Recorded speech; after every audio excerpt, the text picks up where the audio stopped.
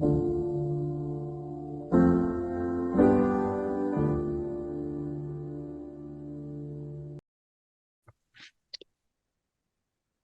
everyone, and welcome to another episode of the Compelling Conversations podcast.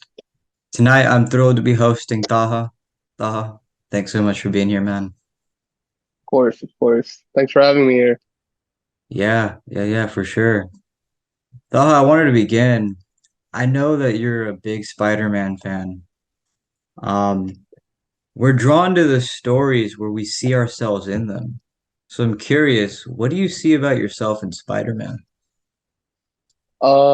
Spider-Man. Well, I feel like specifically for Spider-Man, that's just a character that everyone can relate to.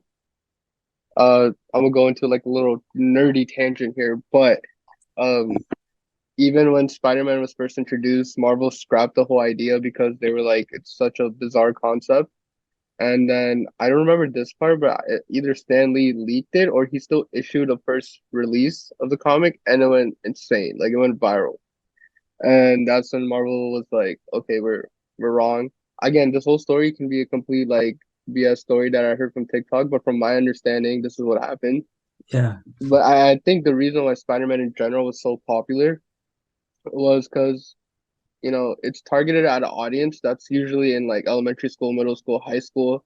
And even like watching Disney movies when you were younger, you would see like these kids in high school and you'd be like, oh wow, I feel like I can relate to this character. So for Spider-Man, he's just that nerdy guy who has a lack of confidence to talk to girls, but he's super intelligent, he's super smart, and he has hidden talents that kind of make him more outspoken, but he can't really say that, and that transitions into us by like, we have these things that help us stand out, but we're too scared to show it, right? Because of what other people will say or think or do. And we live in this constant fear of like, what would that other person say? When in reality, you shouldn't really care because the people who want to mess with you, the people who want to stick with you are going to stay there regardless. And again, that's why Spider-Man is just a whole idea of like awe, right? The whole feeling of being in awe when he's like just webbing around, just doing what a kid would do if he was a superhero, other than, also just fighting crazy, crazy villains. yeah. I remember Stan Lee, an advice that he said that really sticks with me is don't shirk, like don't half-ass a thing. And he was speaking specifically in the context of Spider-Man. Like the story you shared, like when he introduced the idea, people were like, that's so weird. But he put it out But there, he just got it out of yep. his system and it became what it became. I'm curious, have like moments like that ever happened to you where you did something in particular, or you showed us you stood out and you were rewarded for it. Did that ever happen to you? I can't really think of a specific moment, I'm gonna be honest, but for example, I'm sure I'll give you this example. It's very recent, like a couple of days ago. But I'm sure you heard about the Maria Mushroom Carnival, right? Yeah, so this is a completely new team, and Maria Mushroom has like a history of having one of the best organized carnivals, best carnivals in general in Houston. So we were a completely new team. Uh, so everybody doubted us. And for the most part, the thing that was working in our benefit is that that same team, majority of the people on that same team are also the same people that work together for Mist. Again, that's a whole nother organization as well. But the amount of backlash, the amount of things we heard prior to the event, dude, all of us, we all felt demotivated at one point, and we were like, why are we even doing this? And alhamdulillah, like during the moment, first of all, we were all super tired the night before. So on the day of the event, we were exhausted. And I don't know what happened, but time flew, man. It flew like crazy. And maybe Allah was just making it easier for us. I'm sure He was. Allah was just making it easier for us. And dude, and I'm not saying this to like toot my own horn here, but it was probably one of the most best carnivals Mariam has ever had. We had over 7,000 people. We've Wow. we've never seen numbers like that. So after like during towards the end of the event, all the uncles are coming up to us and congratulating all of us, like all the organizers one by one. Like, dude, this is crazy. We're so surprised. We're so shocked. Even like certain uncles that are in like, in admin and stuff that don't even give compliments ever, complimented us. Wow. And it was just like, okay, wow, we did it. We pushed through. And it was honestly, it was just team effort. I honestly think I could have done a lot more because I was slacking a bit. I honestly give all the credit to people like Shraddha, Alian, Arib, and like Shayan. I'm being so honest. But Y- yeah. You've been in a bunch of leadership roles as far as I'm aware. I'm curious, how do you ever have you ever had moments where you're like, I want to be in the spotlight, and then you had to learn like, well, we can all share the spotlight. Has that ever been a thing for you? So I remember when I was really young. I'm talking about like what, 14, 15 years ago. I was like 6, 7 years old. I used to go to Dulles Bushes. I was in Sunday school and I would see all these older guys. It's a weekend and they're volunteering. Like they don't have to be here. There must be a reason they're here. And they look like they're having fun. And when you're younger, you see older guys, you think they're a lot cooler. So I remember at that age, I was like, I want to be like one of those people one day. And then I was kind of getting the ball rolling as like a 10-year old, 11-year-old. I was 10, 11, like nobody cared. Then I moved to this side of Houston, near Murray Mashud. And for me, I started off with like, MSA, YM, all that stuff. And I don't know, I realized really quickly that I don't like the spotlight. Um, Especially working in the field that I've been in with all these organizations, it's all for a greater cause. It's not like I'm an actor or a singer where the spotlight needs to be on me. I'm doing this for a greater cause. And when the spotlight is on you specifically, because there is going to be times like that, you kind of get lost in the moment. And it's a good thing and it's a bad thing, but for the most part, I think it's personally a bad thing because when people start using that quote unquote fame and having the status of being a local celebrity for the wrong reasons. So I personally think sharing the spotlight is always a lot better. Working with a team, especially a team that you're cool with, they humble you, they check you, they put you in your place, and especially with all these Islamic organizations and Islamic events, sometimes yeah, you're doing a Quran competition, there's a Nasheed concert going on.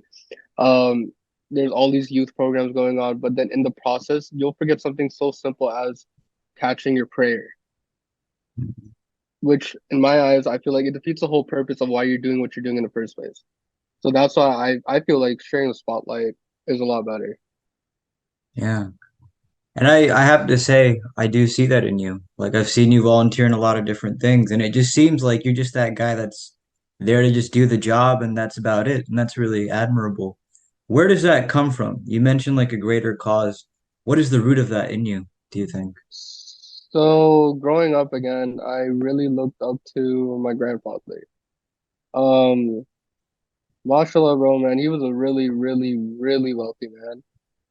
I'm not talking about like the typical, oh, my grandpa owns 2 houses in Pakistan. I'm talking about like this guy was up there. It's a little personal. I don't want to tell too much other than that, but even him being so wealthy and he was literally a celebrity, he was the most humble and most down to earth person. I'm talking about he would wear a white kurta every day, not no designer kurta. Like I'm talking about a kurta from like the random bazaar in the corner of Pakistan or somewhere else. Just that, like especially now, like people get so like they'll get a little bit of money and they start buying Gucci, they start buying Louis, they get a new car, they get new shoes. They up their game. My grandpa could have done that, but he decided to remain humble and use his money towards like helping people who actually need it.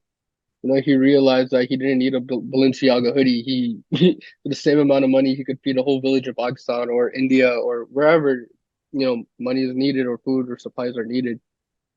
And also just growing up in like a mushroom type of environment and being able to, count my blessings. Just literally being able to do this podcast right here is such a big blessing that we take for granted.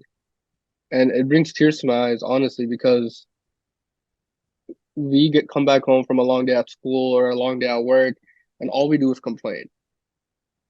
When other people overseas, they come back from what is a really long day, right? We can never survive those, and they come back to freezing temperatures or super hot temperatures, and they still don't have any food, you know?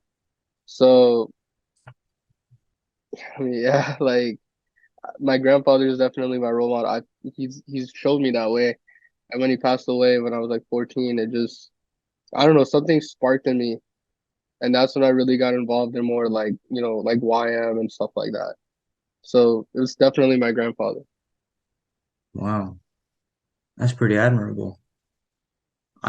From how I know you, you're also a rather obscure person. Like you kind of you're not out there so much like in the digital world, but you are out there like in the real world. I'm curious if that has a relationship with your intentions and the work that you do. Uh, I don't know if that has any relation. I just remember I feel like social media is just so much more. I'm gonna sound super cliche, but I feel like it's defeats the purpose of social media's original intent, right? Network, create uh vast majority like a lot of information, right? That's why the internet was created in general. And social media, it's like, say you and I are best friends, right? Before social media. And we get in a big fight, we get in a big argument, we will never be to that status again, right? And we don't talk to each other anymore. That's it. No more. Like I can't like see your social media. I can't see where you're at. I can't check your location. I can't do anything. And I feel like social media in specific has very it's like desensitized a meaningful relationship. And I feel like you understand me in that aspect. I'm not against social media. I still think it's a great tool. But again, we abuse that tool for the wrong reasons and it creates so many problems, unnecessary problems. Use things for what they're meant to be used for. Like the whole idea of medicine. Medicine's supposed to help you, not for you to get high off of it, right? So yeah, I did have a social media presence, a pretty big one when I was, high school, early high school, a little bit after college, maybe. I don't know, a little bit after high school, I'm still in college. I'm not that old. Um, but now it's like as I'm getting older, I feel like a lot of people can relate to this. Those friends from random places on Twitter are not gonna have your back, are not gonna support you, are not gonna help you in the real world, right? Maybe to some extent, yes, you can make, valid connections, but for the most part, especially being in our age, this is a time where we really need to push ourselves. We really need to grind. We can make all those virtual friends later. We can have a social media presence later. Um, but for me, again, I also don't have anything against social media. Just it's not for me. It Yeah, just thanks for I feel sharing like that, it man. works. Yeah, I feel like it just works so much more better establishing real life stuff. Yeah.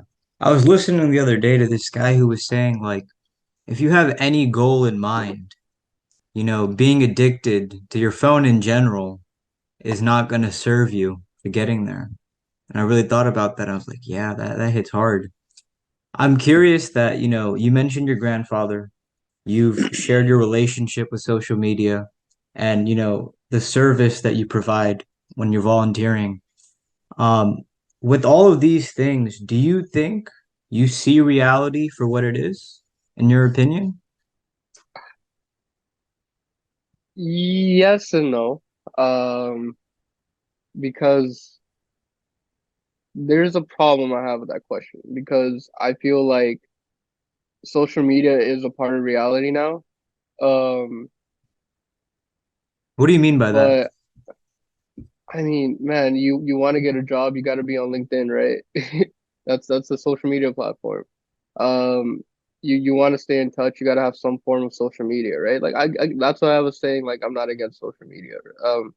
And it also depends on what you classify as social media. I'm kind of an extremist, so I classify like any sort of application as social media, whether it's like FaceTime or Skype or the basic ones such as like Instagram and Facebook. I feel like Facebook and all social media is a very good tool in general, especially to keep in touch, with loved ones and relatives. But we use it for the wrong thing.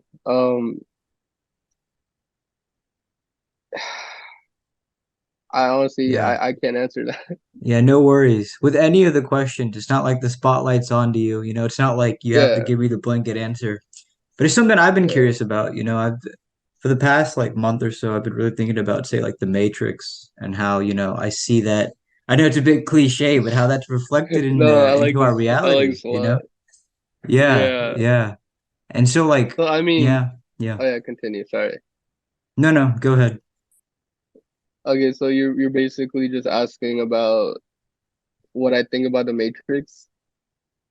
Well, no, not exactly. I was just wondering like okay, maybe in some way I am. Yeah, like do you see that? Do you feel like you're a part of the Matrix? And if so, how deep do you think you're in See, again, I kind of have a problem with that question too, right? Because when people say the Matrix, I'm thinking about the movie. it? Um, but after hearing this topic of discussion multiple times on many other platforms, um, I realized the Matrix that they're talking about is in the movie. It's just the idea of just everything being so structured to the point where you have no choice, right? Um, my thing is if something is working, because not everybody is gonna be like Steve Jobs. Not everybody is gonna be like Bill Gates. Not everybody's gonna be like Elon Musk. Some people need some sort of rubric for life because without it, they would just be completely useless. Um, I I do think that people can still make their own way out of the matrix, but I think it's important. I don't like to look at it as a matrix. I like to look at it as literally like a guideline, a rubric for people to kind of follow. Because at the end of the day, why are we really on this world, like on the planet? I'm speaking from a completely religious aspect of a Muslim person. This whole world is a test. We're here to literally be tempted into doing the wrong. And some of us do it, some of us don't, some of us fail, some of us succeed. But I feel like the main purpose of this life for me, is to just try to be the best person you can be. And I feel like again, if following the matrix or staying in the matrix is what it takes for you to be a better person and to succeed and make your loved ones happy, making yourself happy, then I don't see a problem with it. That's cool. I personally don't like being in the whole so-called matrix. That's why I have a very unorthodox style of living my life, and I do things in very different ways than others do. Yeah, So, that's an interesting perspective for sure. I'm curious, is there a particular Spider-Man story that inspires you? Spider-Man story inspiring as I can't really. Or I I don't suppose know. like in general, is there a particular story or something that you think about, you're like, yeah, that it kind of motivates me. I mean, I know you mentioned your grandfather, but if there's anything else that you're like, wow, I see myself in that. Spider-Man, I mean, with just the whole idea of being able to help people, right? You don't need to be able to shoot webs and jump from building to building to help people out. You don't need to be able to fight bad guys to help people out. We live in the real world. There's so many ways to help people out. And you don't even have to be rich. Like just asking your friend how his or her day went, because you never know what people are going through, man. It's crazy. It's crazy just being able to. That's why in Islam, like smiling is sunnah, right? It just being able, if you're smiling, there's a chance that your smile is contagious and can help other people have a better day as well. And I come from a very I have a past of very, very bad anger issues. So, alhamdulillah, it's better now. It's a lot better now. So, looking back at myself, it's just like, okay, if I did this, I could have made another person's day better. And it's just all reflects, right? You make somebody else's day better, they make your day feel better. It's like the whole idea of self-gratification. So, yeah, man, like you can help people out in any way possible. You don't got to be a superhero to do it. Are you ever concerned about being insincere? Yes, very insincere. Um, Specifically speaking, and I'll get a little personal for this one. When I was getting like what 2018, 2019, I was getting very deep in like Islamic work, right? Like events, Holocaust, an abundance of things. And I realized that, oh, I was even giving Holocaust at one point. I was giving like many khutbahs at high school and things of that nature. But I realized, okay, I'm preaching this, I'm talking about this, but what am I doing myself? I saw myself skipping prayers. I saw myself, just sinning in other ways that you shouldn't be.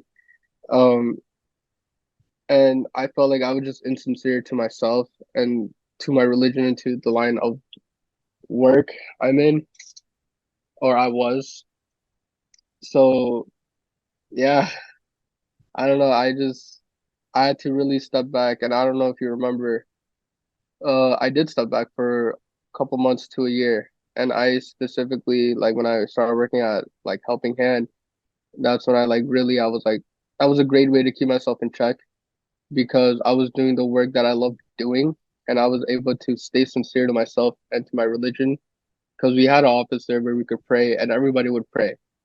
Um, sometimes when your iman is weak, you'll see the prayer mat right there. You know which way the qibla is, but you just can't help but getting off your PlayStation and actually spending 5, 10 minutes praying, right?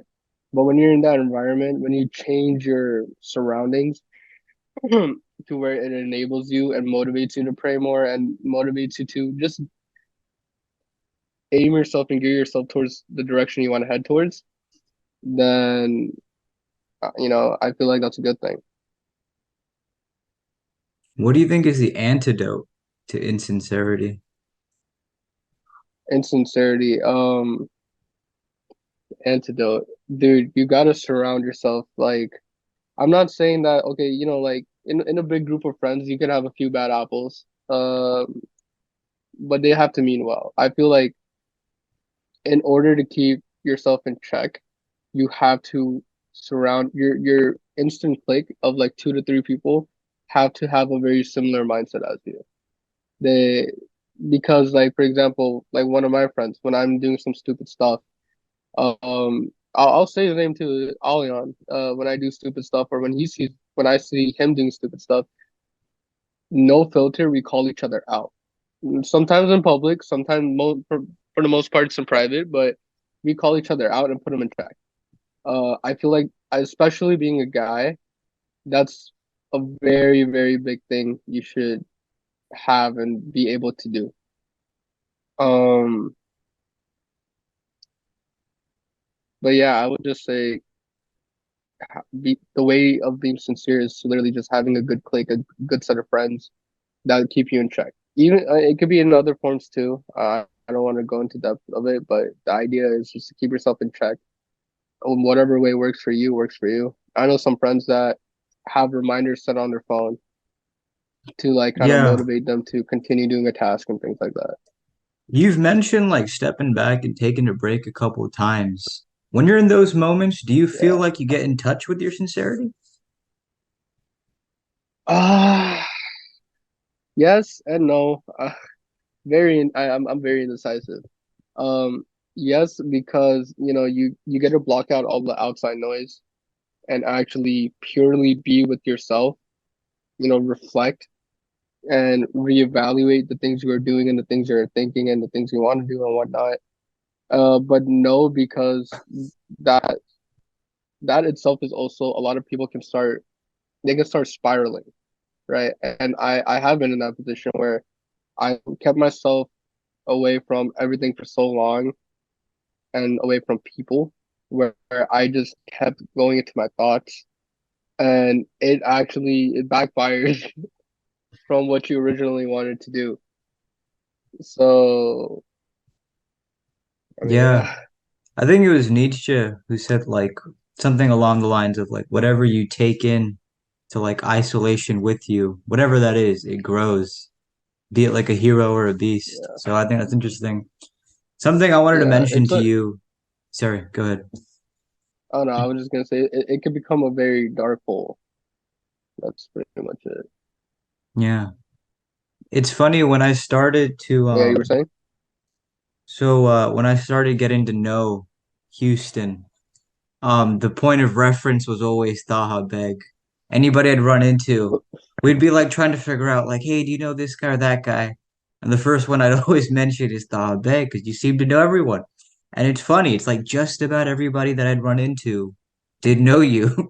So it's like that's how I started getting acquainted with the rest of Houston. So I'm curious, you know so many folks, but do you have like a small circle of friends or a big circle? And have you if you've experienced both of those, what are like the pros and cons?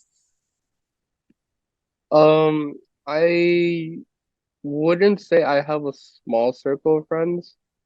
Um, I feel like I just know how to understand people and what they're going through and how to properly talk to them. Um, because growing up, I went through a crazy amount of stages of my life.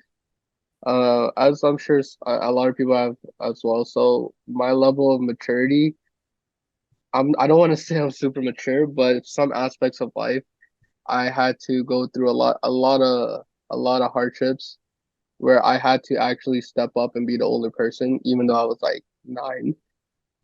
And so, yeah, I feel like for the most part, of course, I do have like an inner circle, right? My group of two, three friends I'll hit up every day. But again, that doesn't mean that I'm not cool with everybody. I feel like I have no bad blood with anyone. I just feel like I can relate with them, right? When you talk to somebody, you gotta have a very unbiased perspective. Like, for example, if you and I first met each other and we started talking, I like Spider-Man, and for some reason you don't. That doesn't mean I'm gonna be like, nah, forget this guy. I don't want to talk to him, right? Maybe he likes some other superhero, and we can talk about that. I feel like it's a very good thing to get along with people. Um, and there's nothing wrong just because I have an inner circle and some other person isn't a part of it doesn't mean that I like them any less. It just means that these people are people that actually they revolve around my life, and I feel like everyone should have that kind of inner circle. 100%. You should have a person you can call any time of the day and be able to talk to them about something. Are there ever So, moments where it just doesn't click between you and a person? And have you ever found yourself like chasing after them too much? oh yeah, buddy. That's a close one. Yeah, of course. I feel like everybody goes through that, right? There'll be a certain person you're interested in, a certain person they have everything you want in them except the conversation, like the mental capacity, you can't click with them, right? And I'll be honest, yeah, of course, I don't click with everyone. Big news, right? Uh, but that's okay. I feel like the whole idea of just opposites attracting, right? So just because you don't click with them doesn't mean you can't get along with them. You just don't have anything to talk about. But I feel like that's also what makes it interesting, right? Like I worked in so many projects and I don't get along with certain team members, but I make sure we do, right? Because we need to be we need to be grown up, mature adults in order to get that certain task or specific thing done. So, yeah. Yeah, the circumstances are always different, but I'm curious, like, how do you gauge where to draw the line? Like, how far do I go in like trying to get along with this person or chasing this How person or far? whatnot?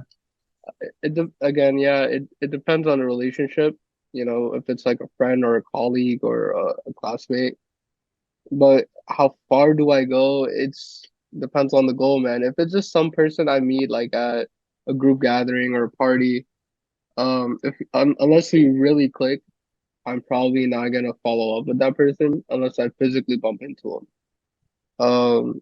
And that's nothing personal. I hate using my phone. I like physical talking a lot more. If you want to contact me, call me. Don't text me. Don't Snapchat me. Don't don't message me on Instagram. Just call me. It's I don't know why people have made the idea of calling somebody so taboo and so weird. That's how everybody else did it back in the day. Yeah. Yeah, yeah, thanks for sharing that, man. I'm curious, Yes. do you have any closing thoughts? Anything that you felt like you wanted to say, you didn't get a chance to, or something that was on your mind that you wanted to express? Um, just you know, just keeping yourself in check. I feel like that's very big, right? Because a lot of people just they go through a lot of stuff and they finally reach that sense of fame or sense of self-accomplishment, and then that just distorts their whole path to why they were doing what they were doing to begin with. Whether it's school, your religious path, or your relationship with a significant other or a friendship, just make sure you remember where you came from. Remember who you are as a person and what you stand for. Because if you don't, then that defeats the whole purpose of what you're doing in the first place. Yeah. And I imagine that's something that is reflected with your grandfather's story. That's pretty cool. Yeah, Yeah. Thanks for sharing that, man. It's very of important. course, Yeah. But it's of honestly course. been a wonderful conversation. I really do appreciate the Yes. perspectives you shared. And Yeah, I man. did I want to enjoyed talking say, to you. yeah, yeah. I did want to mention I am actually a Spider-Man fan. He's a cool character. Perfect. See, this is why you Yeah. and I get along, man.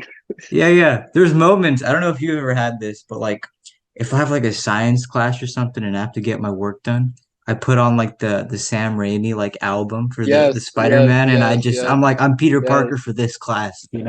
yes, exactly. Yeah. That's spot on. Of Yeah. Yeah. But thanks again, Thaw, for being here. It was awesome, dude. course, Really man. appreciate Thanks your for having time me. on this mighty chilly night. But you take care until next time, inshallah, my friend. All right, man. Follow again. Wrong song.